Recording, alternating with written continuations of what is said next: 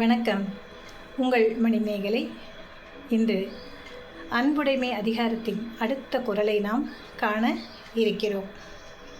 போலாமா? நேற்று பார்த்தீங்களா, ஏதோ உங்கள் ஆர்வம் கொஞ்சம் குறைஞ்ச மாதிரி எனக்கு தோணுது. ஆனால் நான் அப்படி இல்லை. எல்லா நாளும் நான் போடுறேன், நீங்கள் பாருங்கள். எப்போ நீங்கள் ஃப்ரீயாக இருக்கீங்களோ அப்போ பாருங்கள், அவ்வளோதான்.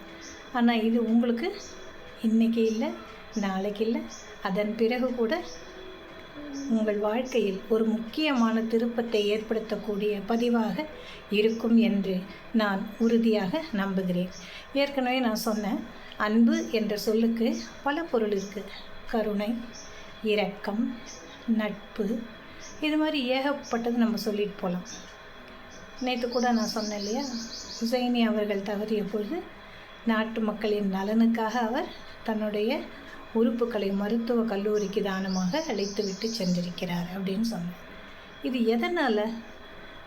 அவர் நாட்டில் சுதந்திர போராட்டத்தில் ஈடுபட்ட தியாகியா? கிடையாது. ஆனால் நாட்டு மக்கள் அப்படின்னு வரும்பொழுது மருத்துவம் மிகப்பெரிய பங்கு ஆற்றுகிறது. அப்போ அவர்களுக்கு நமது உடல் படிப்பதற்கு பயன்பாடு உடையதாக இருக்கும்னா அதை நாம் செய்து கொடுக்கலாமே என்ற ஒரு உயரிய எண்ணம். மரணத்தை கூட சிரித்து கொண்டே ஜெயித்தவர் அவர். ஜெயித்தவர்னா இறக்கிறதுன்னு இல்லை, அந்த மரணம் என்ற சொல்லுக்கு எவ்வளோ பேருக்கு பயம் வருது. அந்த பயமே இல்லாமல் அழகாக அவருடைய மரணத்தை எதிர்கொண்டார். இதுதான் முக்கியம். இப்போது நான் சொன்ன அன்பு என்பது பல வகைகளில் வடிவங்களில் காணப்படுகிறது. அப்பா குழந்தைகிட்டையும், குழந்தைகள் பெற்றோரிடத்திலும், அதேபோல் நண்பர்களிடத்திலும், உறவு முறைகள் சித்தப்பா, பெரியப்பா, அத்தை, மாமன், இது மாதிரியெல்லாம் இருக்கும் பொழுது அவர்களிடையே நாம் கொள்ளக்கூடியதுன்னு அன்பு. இது வெறும் அன்பு மட்டுமல்ல, உறவினர்களுடனே நம் பால் இருக்கக்கூடிய அந்த அன்பு பாசம் என்ற ஒரு சிறு இழை எடுத்துக்கொள்ளும். பாசமாக இருக்கிறத கூட நம்ம எப்படி காட்டுமோ, அன்பு வாயிலாகத்தான் காட்ட முடியும். ஆக இந்த அன்பு நமது வாழ்க்கையில் எண்ணற்ற பயன்களை நமக்கு நல்குகிறது. எல்லாருக்கிட்டையும் அன்பாக இருக்கிறதுங்கிறது ஒன்றும் காசு பணம் கொடுத்துட்டு இருக்கிறது கிடையாது இல்லையா? இதுக்கு எதுவுமே தேவையில்லை, பிரியம் மட்டும்தான் தேவை. அதுக்கு என்ன வாங்க போகிறீங்க? ஒன்றுமே இல்லை. நல்ல உள்ளம், மனசு நல்ல மனதாக இருக்கும் பொழுது அன்பு தானாகவே ஊற்றெடுக்கும். இன்றைக்கி நாம் திருக்குறளின் அடுத்த குறளை பார்க்கலாம். அன்பு ஈனும் ஆர்வம் உடைமை. அன்பு ஈனும் ஆர்வம் உடைமை, அது ஈனும் நண்பென்னும் நாடா சிறப்பு. அன்பு ஈனும் ஆர்வம் உடைமை, அது ஈனும் நண்பெனும் நாடா சிறப்பு. அன்பு என்று சொல்லக்கூடிய அந்த ஒற்றை வார்த்தை, 3 எழுத்துக்களை கொண்ட அந்த கோர்வை என்ன செய்து? ஆர்வம் உடைமை. என்னத்தில் ஆர்வம்? பிற உயிர்களிடத்தில் பாசமாக, கருணையாக, இரக்கமாக இருக்கக்கூடிய உணர்வினை இந்த அன்பு நமக்கு தருகிறது. எல்லாத்தையும் கொடுக்கும் இல்லையா? நம்மளாம் சின்ன பிள்ளைங்க கவனித்து பாருங்கள். ஒரு செடிக்கு தண்ணி ஊற்றிட்டு அது முளைச்சி வெளியில் வரும்பொழுது ரொம்ப சந்தோஷம், மனசுக்கு ரொம்ப நிறைவாக இருக்கும்.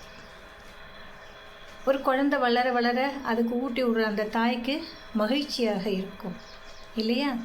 செடிகள்கிட்ட நம்ம என்ன கொடுக்குறோம்? கருணையை கொடுக்கிறோம் அன்பின் வாயிலாக. குழந்தைகளிடத்தில் பாசத்தை கொடுக்கிறோம் அன்பின் வாயிலாக. சரி, இவங்கெல்லாம் குழந்தைகளோ மற்றவர்களோ நமக்கு உறவு முறையை சார்ந்தவர்கள். ஆனால் நட்பு என்பது என்ன? நட்பு என்பது நாடா சிறப்பு. எது ஒன்றையும் எதிர்பார்க்காமல் மற்றவர்கள் மேல் நாம் கொள்ளக்கூடிய அன்பும் கருணையும் இரக்கமுமே நட்பு என்று கூறப்படுகிறது. அன்பு என்று சொல்லக்கூடிய சொல் பிற உயிர்களிடத்தில் கருணையோடு இருப்பதன் ஆர்வத்தை நமக்கு கொடுக்கிறது. அந்த ஆர்வம் நமக்கு எதை தருகிறது? நண்பென்னும் நாடா சிறப்பு. ஒருத்தர் மற்றவர்களிடத்தில் பிரியமாக இருந்தால் மற்றவர்களுக்கு அவர்களின் மேல் என்ன கிடைக்கும்? அவர்களின் மேல் ஈடுபாடு, பற்றுதல், ஒரு மரியாதை எல்லாமே கிடைக்கும் இல்லையா? அப்போ அந்த மாதிரி கிடைக்கக்கூடியது என்ன? நண்பென்னும் நாடா சிறப்பு. நீ எதிர்பார்க்கவே மாட்ட. மற்றவர்களிடத்தில் நீ அன்போடும் இரக்கத்தோடும் கருணையோடும் நடந்து கொள்ளும் பொழுது நட்பு தானாக மலருகிறது.